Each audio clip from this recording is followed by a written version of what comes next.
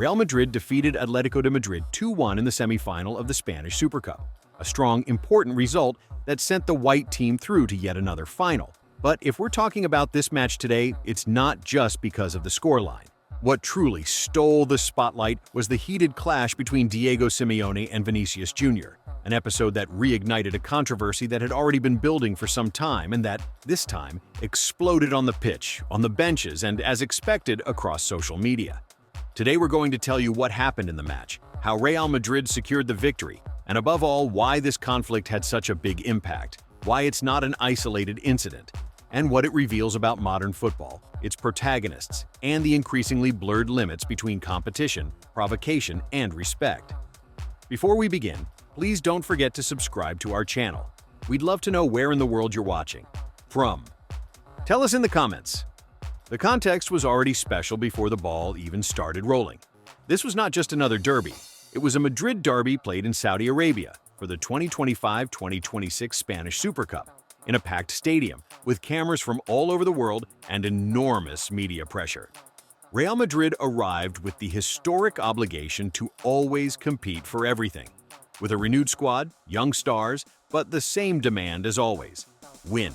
Atletico de Madrid, meanwhile, arrived with the mindset that defines Simeone's teams: to disrupt, to press, to fight for every ball as if it were the last, and above all, to break the opponent's emotional rhythm.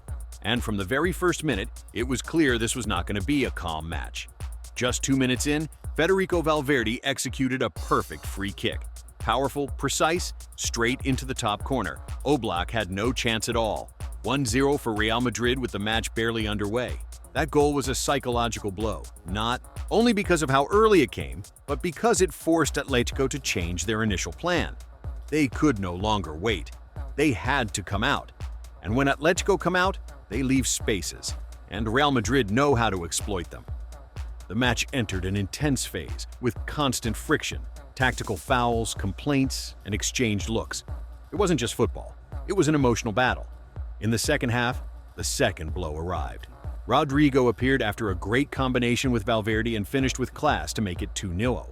At that moment, Real Madrid seemed to have the match under control. But Atletico are not a team that gives up. They never have been. Alexander Sørloth pulled one back with a header after a well-worked aerial play, making it 2-1 and reopening the match. That's when a different game began. Atletico pushed forward. They pressed high. They looked for the equalizer with more heart than clarity. Real Madrid held firm. They didn't shine, but they were solid. They knew how to close spaces, manage the tempo, and endure when the match became uncomfortable. And in that charged atmosphere, the moment arrived that changed everything. In the middle of the match, Vinicius Jr. went over to the sideline, very close to Atletico Madrid's bench. Diego Simeone, always active, always alert, said something to him. It wasn't heard clearly, but it didn't need to be. Vinicius's reaction was immediate. There were words, there were gestures, there was tension. It wasn't a minor argument, it was a direct confrontation. This first clash already set off alarms, but the worst, or the most controversial, was still to come. When Vinicius was substituted and walked toward the bench, the confrontation happened again. This time with more cameras, more microphones, and more attention. Simeone spoke again. Vinicius responded again. The referee didn't hesitate.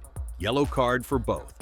But beyond the sanction, the message had already been sent. Why did this clash have such an impact? Because Vinicius and Simeone are not just any two figures. Vinicius Jr. is today one of the faces of Real Madrid. He is imbalance, speed, provocation, pure talent. But he is also an emotional, expressive player who plays with the opponent as much as with the ball. For many, that's entertainment. For others, it's provocation. And Diego Simeone is the absolute symbol of Atletico de Madrid. He represents resistance, sacrifice, the game-by-game philosophy, psychological warfare as part of the sport. When those two worlds collide, conflict is inevitable. Moreover, this is not the first time Vinicius has been at the center of controversy. He has already had clashes with players, fans, referees, and coaches.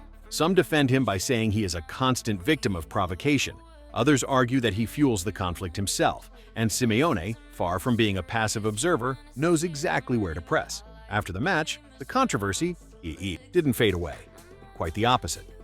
In the press conference, Simeone chose a classic stance. He said he doesn't remember exactly what was said and that What happens on the field stays on the field. A phrase that, far from closing the issue, left it hanging. Because when things aren't clarified, they get interpreted. From Real Madrid's side, the response was different. Xabi Alonso didn't avoid the topic. Without going into details, he criticized Simeone's attitude and delivered a strong statement. There are behaviors that are not an example of sportsmanship. Respect for the opponent has a limit. It wasn't an improvised comment. It was a clear stance. And as if that weren't enough, Vinicius returned to the spotlight through social media. He posted a message with an ironic tone, clearly alluding to the clash. He didn't name Simeone. He didn't need to. Social media did the rest. The debate ignited immediately. Real Madrid fans defending Vinicius, Atletico fans backing Simeone, journalists, former players, and analysts taking sides. Was it an unnecessary provocation? Was it a legitimate reaction? Can a coach clash like that with a player? This episode also opens a bigger discussion: the limits of modern football. Today, everything is recorded. Everything goes viral. Everything is analyzed. A gesture that used to stay on the pitch now goes around the world in seconds, and that changes the rules of the game.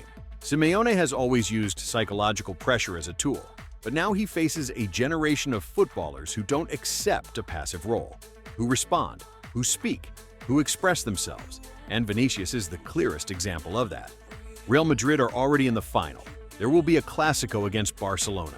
There will be another massive match, but this derby left something deeper behind.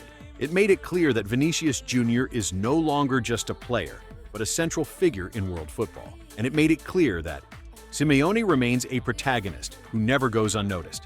Now, the ball is in your court. Was Simeone right to get involved with Vinicius? Is Vinicius exaggerating, or is he responding to constant provocations?